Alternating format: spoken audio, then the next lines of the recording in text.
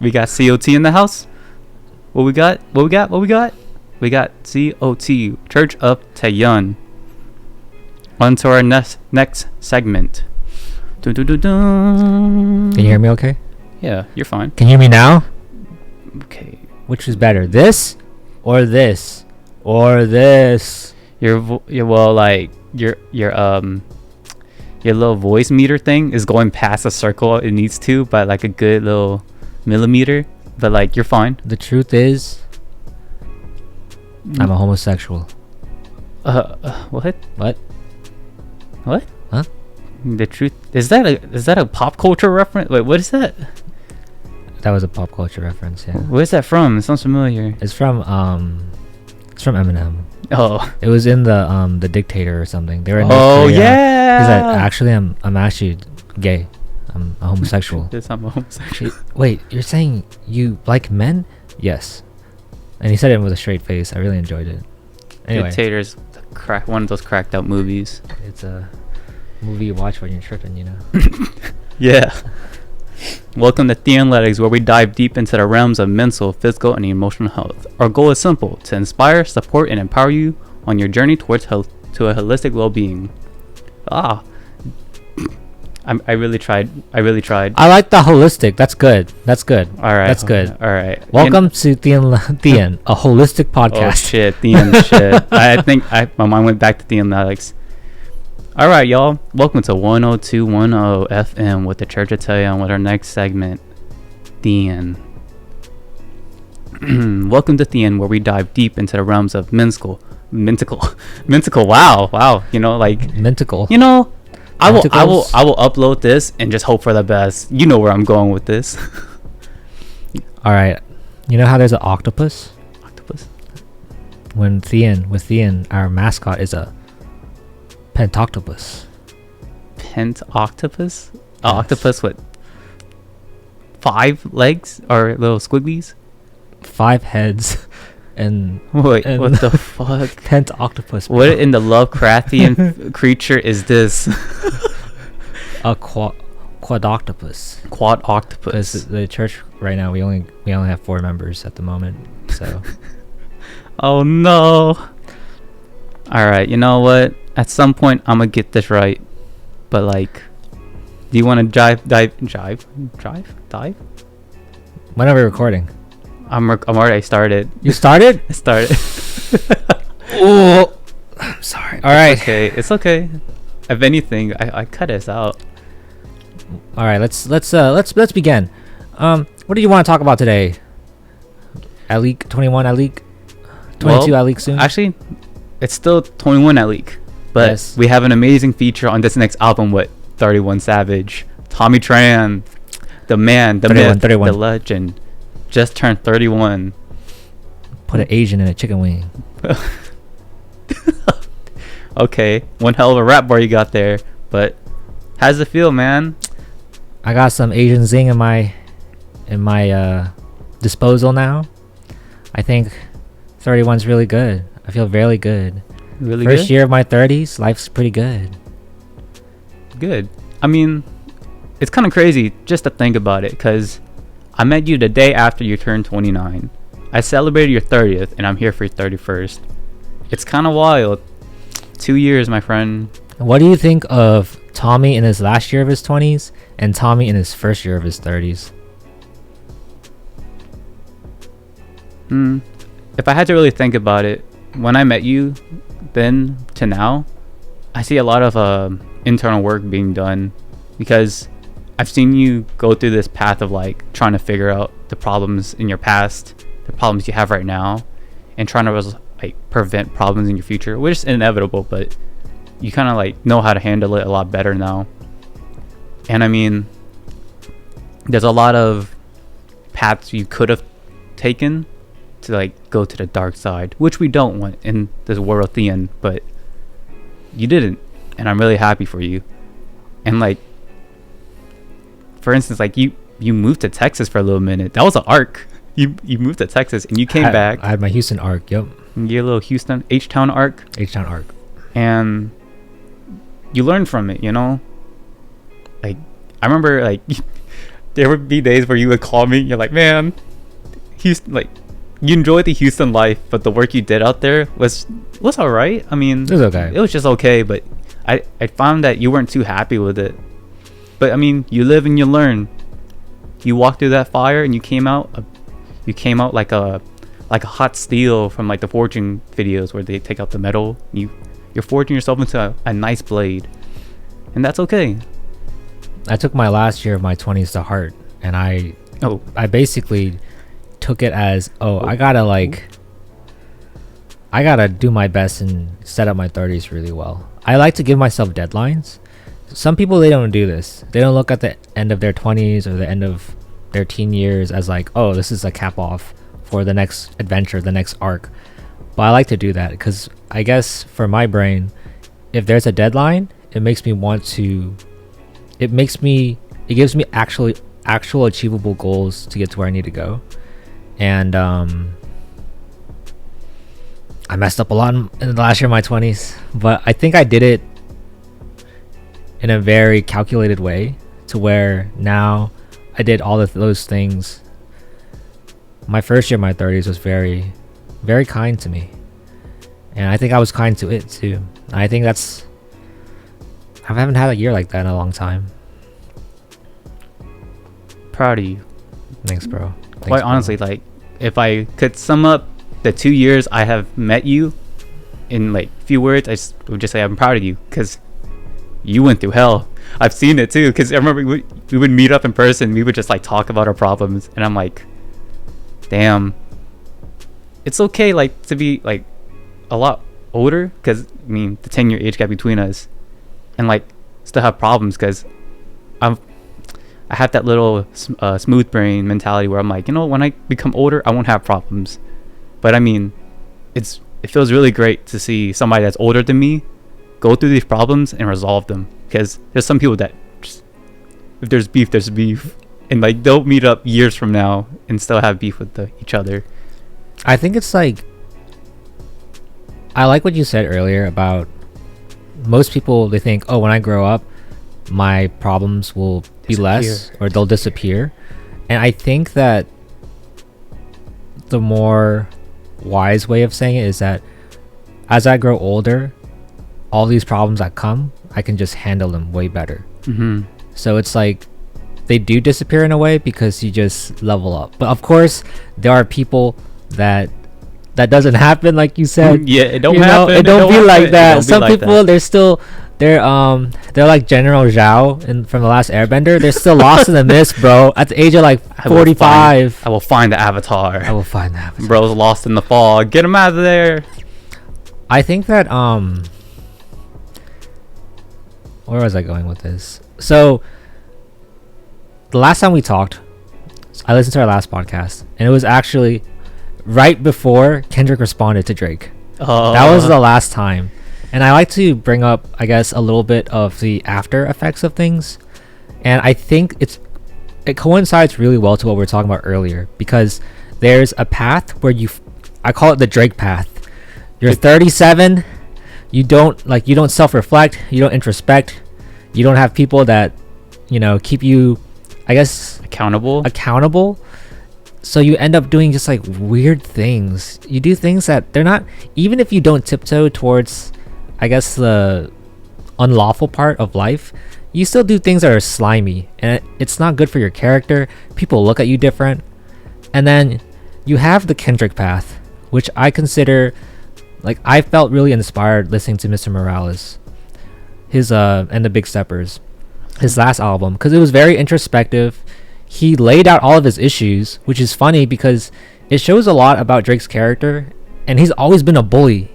So back in like 2016, Drake and Kid Cudi had beef for like a little minute, and like at that time, I think Kid Cudi had just gone out of like rehab for depression or something.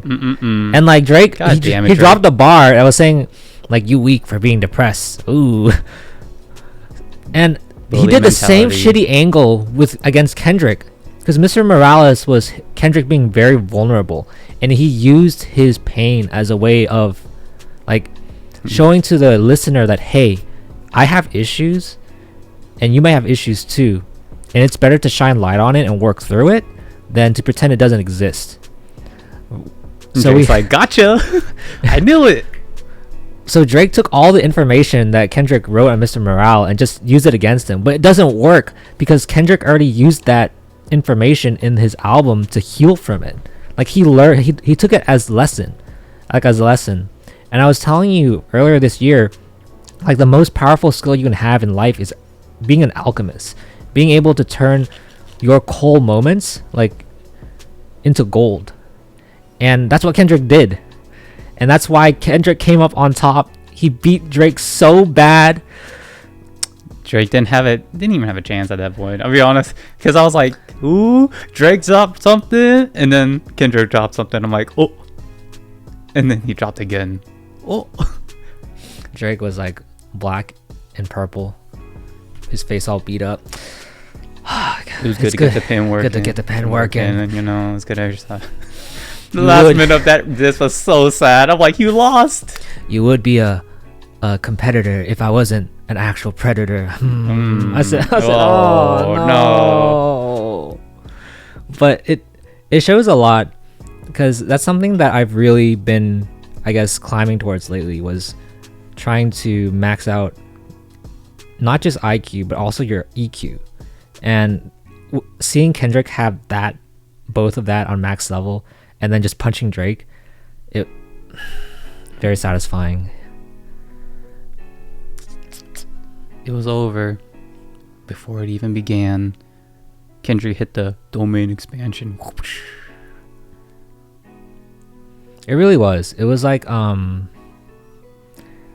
kind of like watching Gojo kill that flower thing, you know, I guess eviscerated the flower demon. Oh yeah, when he tried using a domain amplification, Gojo was like, "You sure about that?" and just started walking towards the wall, increasing his limitless and exploding. That was pretty badass. Drake was the puddle. Drake was the puddle. Yeah. Yikes. Yeah. Man, look at you, a growing boy. Going through the rough in Louisiana. How does it feel? You're like, do you feel like sad when you get older, or like, because I know some people are like, man, like I'm turning this age, I don't like it, and I'm like, what? I empathize with people that actually get older and they feel more and more tinges of regret and failure, because it's like, if you don't do anything with your failures, and if there's no light at the end of the tunnel, you feel hopeless. And I've seen like my peers go through that, and it's actually really sad to see. It's really sad to see, and it's not apparent, and honestly they might not even really consciously even know, but I can see it through their actions. I could see it in their cadence, the way they talk, and it's rough. I'm in a fortunate spot where I took my failures and I was able to kind of learn a lot from it and grow, and I have had good success. I mean, I got to go to Vietnam last year, and then this year I got to go to Japan. I was like, oh, Mr. Worldwide. Mr. Been there, done that. Dale. But I mean, if you could summarize your first year in your 30s in one word, or even a phrase, I want to say like red. Ooh, wait, red? Red. Red has many meanings to it, my friend. Right. This is the year of the dragon, though. Oh, whoa. So this is where I was gonna go with it. I wanted to say lucky, but I don't know. I think that where luck and opportunity meet, so when your luck and your skill meet, that creates destiny. And I think that I like the color red because in Asian culture, red is symbolized as luck. But then my experience with luck is that you need a level of skill to get to maximize on the luck. And why I say it's red is because I am lucky to go to Japan, and I'm lucky I'm able to do that on my own, like my own accord, without help, without any outside forces. But also, I do want to give credit to my younger self, because he did work a lot. And I want to give more credit to my mom. Shoot. Shout out to the mamas out there. Shout out to mommy. But my mom's my hero.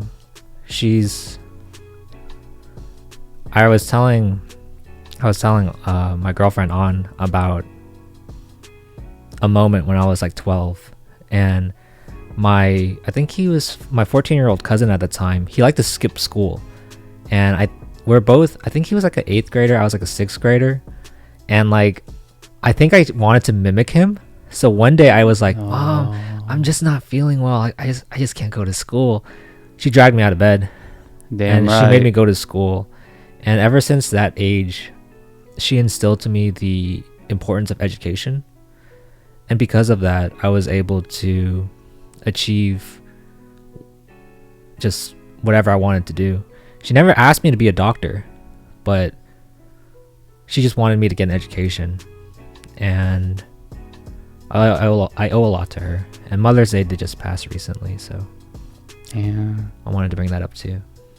Shout out to the mamas again. Snap, snap, snap, snap. Snappity, snappity. Well, I know some kids are fortunate to have really great mothers in their life that lead them a certain way, and some may not, but I mean, they try their best. I think that with what I really want to do now in my 30s is to inspire and just show that's possible. And that's something that I've been trying to do with my writing adventures too, is to write something that can inspire other people to just go beyond what they normally see and can do. And I think about you a lot, and I think about our friend Alex, because y'all are up and coming, still kind of like in your 20s, earlier 20s. And I actually had dinner with him the day after my birthday, and he said something of how, along the lines of, he's glad that people like me exist because he knows that this is possible in the way that if I work really hard, I can achieve what I need to achieve. And I want to continue to like be that light. You are the change the world needs. You are the change, my friend. Thanks, bro. You do shine hope on others, I will say, because like, you know, when we go to the gym, we meet, you know, our gang, but like something just happens because like from a third person perspective, I see you talking with them and you drop your wisdom bombs, doo-doom, doo-doom, and like I know you got a clip of wisdom on you, and I'm just waiting for it to happen. And when you drop it on them, they feel like very enlightened. They're like, you know what, you're right. And I'm like, damn, that's powerful. Talk no jutsu for real. I said, whoa. That's true. I want to max out talk no jutsu. I was like, it's really cool seeing in person, because I'm just like, you know, it's so casual, and you expect like these talks to be very, like, you know, like, usually have these talks with an older person, you know, like a man that's lived his entire life and he drops it on you, but like you're slowly walking through that path and you're teaching others. So I'm just like, this is cool. Do you think 31? 31. 31. They say I really like Myers-Briggs, and I find it so transforming. And I guess if you could see like a visual representation of an ENFP, it's like a butterfly. And it makes sense because I spent most of my life as an INFP. So I was a caterpillar for a long time. And near the end of my 20s, I was cocooning. And I really do feel like I've grown some wings for my 30s. I'm very happy about it. And now I hope I can inspire other people to also have their butterfly moment. Soar through the winds of life, my friend. Soar. Whoosh, whoosh, whoosh. But enough about me. How are you feeling? We're on like the if life was a roller coaster right now, we're slowly approaching the peak of it, because we're about to have my birthday bash tonight. Oh shit. And apparently you have made it your goal to get me past the point of no return. Yep. That's my goal. I felt very ashamed of myself for your 30th, although it was a hell of a good time. I was like, you know, why am I the one getting really, really messed up for his birthday? Shouldn't it be the other way around? And I'm like, you know what? I will live up to that by pre-gaming really, really late. So I'll be like stalling, you know, like 1 shot, 2 shot. But I'm like, I'm going to look out for you. And I'm like, if 31 Savage ain't doubling it up, I'm not doing my job. You're going to need some strategy for this one, you know? I'm going to carb you up first, all right? So I know you ain't going to go down fast and be like, on, look away. I do want to take one, just a single shot with you. Just the two of us. In the beginning, that's how it'll start. Had to 21 Savage meets 31 Savage. This is the collab of the century. Collab of the century. Make the beats, Metro. Doo-doo-doo-doo. Let's see. You know what? Let's see. I will have this recording now. If you had a future message per se, what would you tell yourself? Like, you know what I'm saying? Oh yeah. What would you tell yourself? You want to do like a time capsule thing? I mean, if you really think about it, Thieen is a time capsule. It is a time capsule. If it grows, it grows. If it doesn't, I mean, we have something for ourselves. Cause you'd be like, yo, son, you remember when I used my friends used to call me 21 Savage? This is who the real 21 Savage was. Dang, you're right. I used to think that I was. They'd be like, yo, I didn't know 21 Savage sang that song. It's like, yep, you do now. It's been fun to watch you grow this year too, honestly. Seeing, I guess, you're you, but wiser. And I really like that. You're not as impulsive. You still have fun. But you don't do it on a. I may be stupid. Wait, no, I may be impulsive, but I'm not stupid. That's what I like to say. Interesting enough, it's like I felt like that impulsivity was very much so like a phase, because I mean, it's like I'm turning 21, you know, it's like time to live it up. But at the same time, it's like, it's okay to be chill and live it up. And I'm kind of like, I'm vibing right now. I can't wait to play Taylor Swift's 22 on your birthday. I don't know about you. It'll be a different vibe, you know. It'll be a different vibe. It's not gonna be a 21 Savage song. It's be a Taylor Swift song. Thanks to Kanye for making her famous. Man. All right. Mentally prepare for tonight. I'm trying to think about what you were saying earlier about what's a message I would tell myself. Your future self. Like a year from now? Or 10 years from now? Or 5 years from now? Something that'll keep you on track, you know? Like a little mantra. Like, let's say you're 51. You're like, man, like, I'm feeling kind of down. And you're like, wait a minute. There's a video I made whenever I was 31. And you're like, you know what? Get it. Lock in.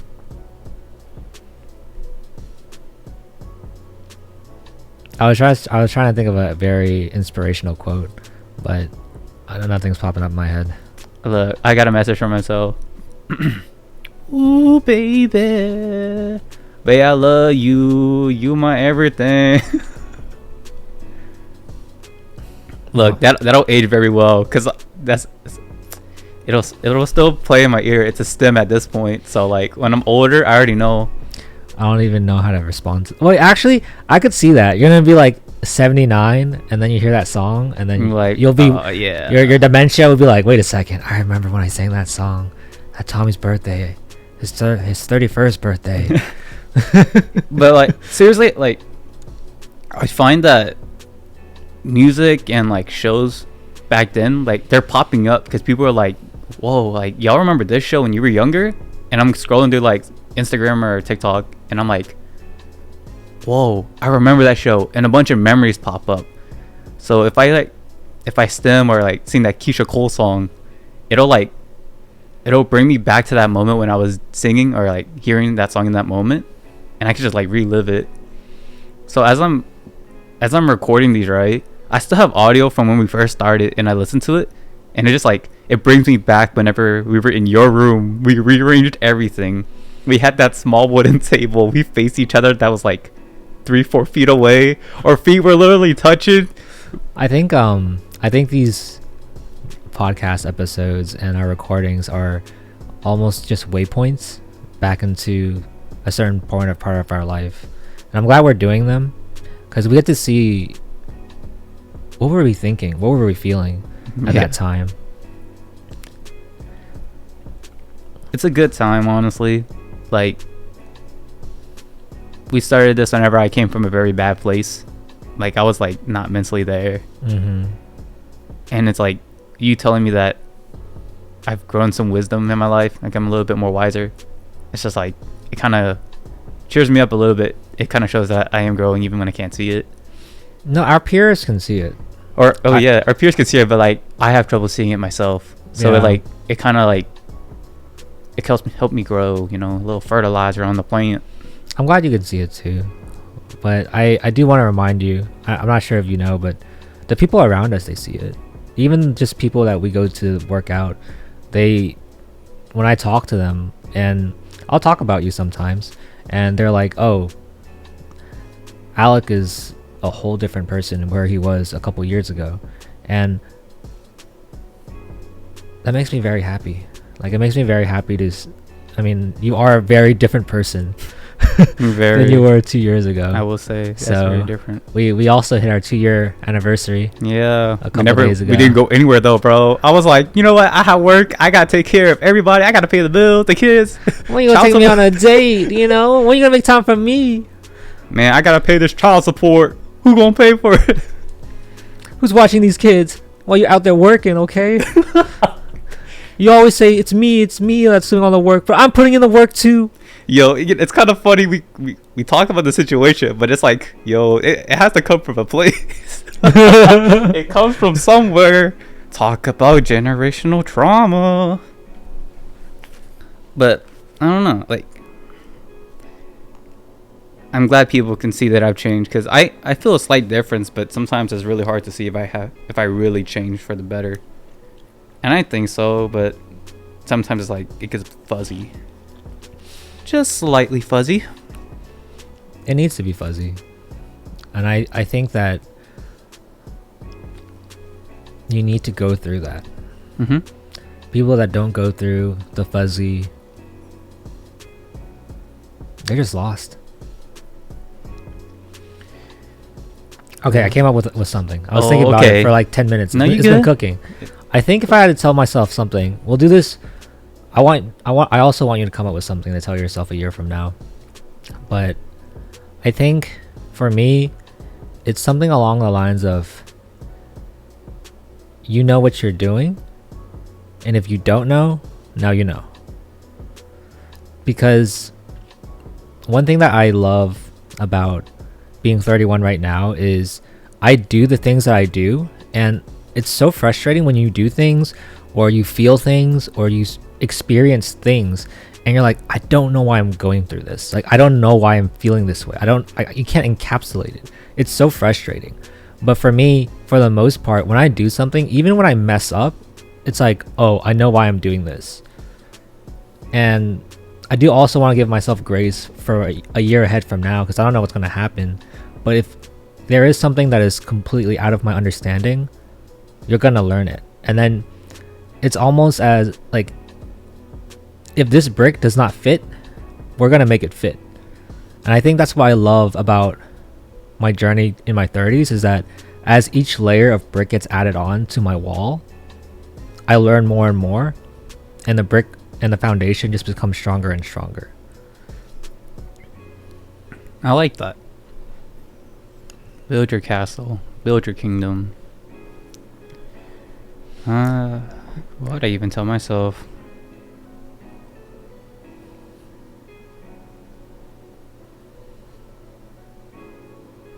I need to cook. All right, I truly need to cook. We'll let you cook, because I honestly think like last year I felt like the theme of my 30th birthday was like a king. Like I'm living my life as a king. Not in a very egotistical way, but more as in I honestly felt like for the first time in my life I was king of like my mind. I was able to understand the nuances of why I do what I do and why I respond the way I respond, because I have grown a lot, but I still have like one thing that I notice about myself is I do get emotional at times, but then being able to understand where I'm coming from and to validate it allows me to not let that emotion completely overcome my actions or my life. I think that was a big thing that I struggled with in my 20s. So now, like you were saying, it is building the castle, building the kingdom, and I'm excited. Very excited. As you should be, my friend. As you should. It's well deserved, honestly. Seeing you go through everything, it's like, I want to be like that one day. I want to build my own kingdom. Form that alliance, bro. Handshake emoji. Our kingdoms will be strong. We'll have a strong alliance. Mm-hmm.